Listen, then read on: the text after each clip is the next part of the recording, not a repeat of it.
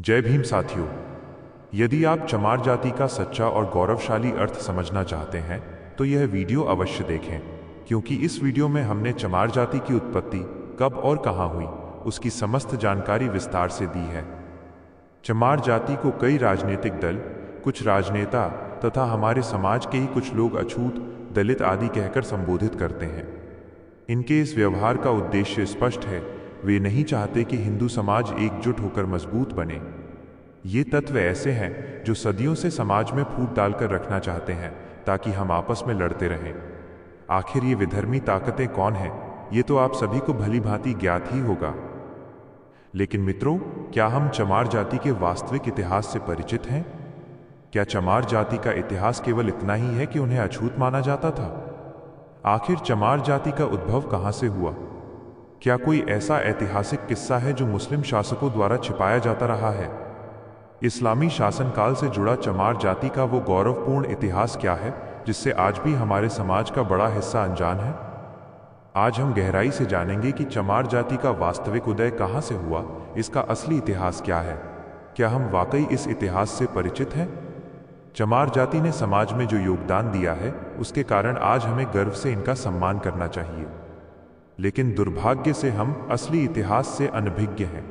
शायद इसमें हमारी कोई गलती नहीं, क्योंकि हमारे देश की शिक्षा व्यवस्था ही ऐसी है कि कई महत्वपूर्ण बातें हमें कभी पता नहीं चलती। सोशल मीडिया पर भी ऐसे लोग कम हैं जो इन संवेदनशील मुद्दों पर खुलकर बोल सकें, क्योंकि ये ताकतें चाहती हैं कि जाति पाति की लड़ाई जारी रहे और हिंदू समाज बिखरा रहे। दोस्तों, आज मैं आपको चमार जाति का सच्चा इतिहास बताने जा रहा हूं, प्रमाणों के साथ।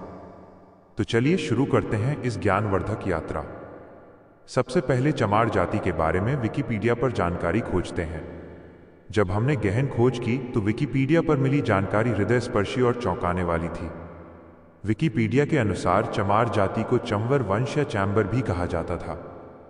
यह समुदाय एक समय सूर्यवंशी क्षत्रिय के रूप में जाना जाता था, लेकिन मुगल शासकों ने जबरदस्ती इन सूर्यवंशी क्षत्रियों को चमार नाम दे दिया, क्योंकि वे इस्लाम स्वीकार करने से इनकार कर रहे थे।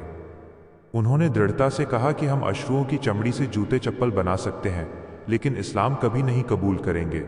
बाद में चंवर वंश के क्षत्रियों ने चमड़े का कार्य छोड़कर कृषि अपनाई और आज उन्हें अहिरवार जाटावादी नामों से भी जाना जाता है। ये दोनों ही चंवर वंश के वीर सूर्यवंशी क्षत्रिय हैं। विकिपीडिया कई संदर्भ देता है, जैसे डॉक्टर अंबेडकर टाइम्स में प्रकाशित रिसर्च, जिसमें कहा गया कि चमार वास्तव में क्षत्रिय थे जिन्हें मुगलों ने अपमानित करने के लिए चमार नाम दिया। इसी प्रकार अन्य विश्वसनीय स्रोतों में भी यह उल्लेख मिलता है। इसके अलावा बहुजन इंडिया न्यूज़ जैसी वेबसाइटों पर भी चमार जाति के गौरवशाली इतिहास का जिक्र है। इनके अनुसार चमार कोई साधारण जाति नहीं थी, बल्कि राजशाही चंवर वंश था, जिसका शासन भारत से लेकर मध्य एशिया तक फैला हुआ था। सिंधु नदी के दोनों किनारों पर इनका प्रभाव था। इतिहास बताता है कि इस वंश ने मीठे पानी की आपूर्ति, गणित, विज्ञान, भौतिकी और निर्माण में अद्भुत योगदान दिया। ये लोग शिक्षा, धर्म, विज्ञान और चिकित्सा में निपुण थे। लेकिन आज अधिकांश चमार कृषक, मजदूर, बुनकर आदि कार्यों में लगे हैं। दोस्तों, भारत की आज़ादी से पहले अंग्रेजों ने चमार रेजिमेंट का गठन किया था। ये रेजिमेंट 1 मार्च 1943 को बनी और काफ़ी शक्तिशाली बटालियन मानी जाती थी, लेकिन कुछ समय बाद इसे भंग कर दिया गया। इसके पीछे बड़ी घटना थी। आज़ाद हिंद फौज से मुकाबला करने के लिए अंग्रेज़ों ने इस रेजिमेंट को सिंगापुर भेजा। वहाँ कैप्टन मोहनलाल कुरील ने देखा कि अंग्रेज़ हमारे ही देशवासियों को मारवा रहे हैं। उन्होंने विद्रोह किया, आज़ाद हिंद फौज में शामिल हो गए और सैकड़ों भारतीय सैनिकों की जान बचाई। इसके बाद रेजिमेंट भंग हुई और कैप्टन मोहनलाल कुरील को बंदी बनाया गया, लेकिन आज़ादी के बाद उन्हें रिहा कर दिया गया। इससे स्पष्ट है कि चमार जाति का इतिहास प्राचीन से आधुनिक काल तक गौरवपूर्ण रहा है। अब आते हैं उस इतिहास पर जो सीधे इस्लामी शासन से जुड़ा है और जिसे छिपाया जाता रहा है। जब हम इतिहास के पन्नों में झांकते हैं तो सिकंदर लोदी, शासनकाल 1489-1517 का नाम सामने आता है। सबसे महत्वपूर्ण बात, सिकंदर लोदी से पहले पूरे भारतीय इतिहास में चमार नाम की कोई जाति का उल्लेख नहीं मिलता। आज जिन्हें हम चमार कहते हैं और जिनके साथ छुआछूत होती है, वे वास्तव में वीर चंवर वंश के क्षत्रिय थे। सिकंदर लोदी ने उन्हें चमार घोषित कर अपमानित करने की कोशिश की। यह बात भारत के विश्वसनीय इतिहासकार कर्नल जेम्स टॉड ने अपनी पुस्तक द हिस्ट्री ऑफ राजस्थान में विस्तार से लिखी है। इसी प्रकार डॉक्टर विजय सोनकर शास्त्री ने गहन शोध कर पुस्तक इन दो चार में हमारी जाति एक स्वर्णिम गौरवशाली राजवंशी इतिहास में प्रकाशित किया। अध्ययन से पता चलता है कि चंवर वंश का उल्लेख महाभारत के अनुशासन पर्व में भी है। डॉक्टर शास्त्री के अनुसार प्राचीन काल में न चमार शब्द था और न ही ऐसी कोई जाति।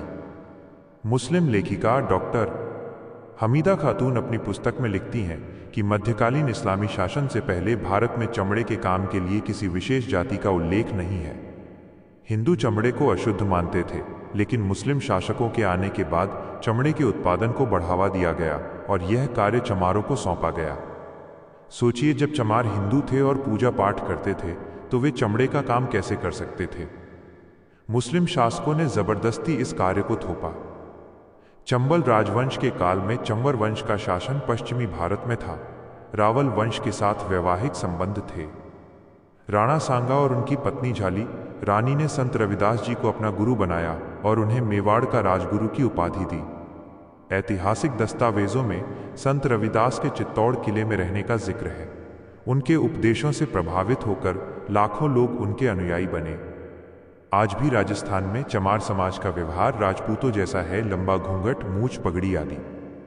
संत रविदास की प्रसिद्धि बढ़ने पर इस्लामी शासन घबरा गया। सिकंदर लोदी ने मुल्ला साधना फकीर को संत रविदास को मुसलमान बनाने भेजा, क्योंकि यदि वे इस्लाम कबूल कर लें तो बड़ी संख्या में लोग प्रभावित होंगे। लेकिन मुल्ला साधना फकीर संत रविदास की भक्ति से प्रभावित होकर हार गया, अपना नाम रामदास रखा और हिंदू बन गया। इससे क्रोधित सिकंदर लोदी ने संत रविदास को कैद किया और उनके अनुयायियों को चमार चांडाल घोषित कर कारावास में चमड़े के निम्न कार्य करवाए।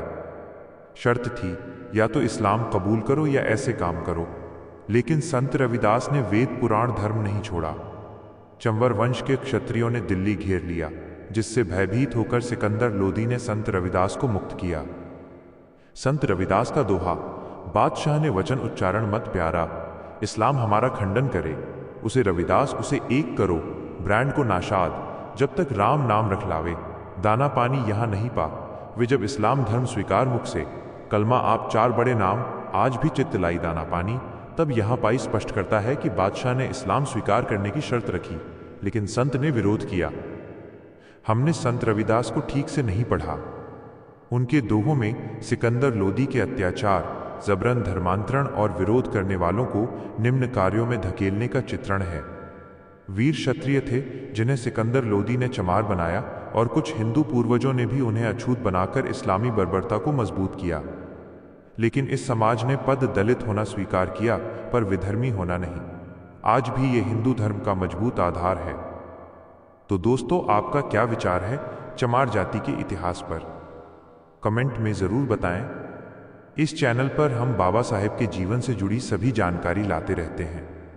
यदि आप बाबा साहेब को पसंद करते हैं तो हमारे चैनल मिस्ट्री जंक्शन को सब्सक्राइब कर लें और वीडियो पूरा देखने के लिए धन्यवाद। आज के वीडियो में बस इतना ही, मिलते हैं अगले वीडियो में। जय भीम, जय भारत, जय संविधान।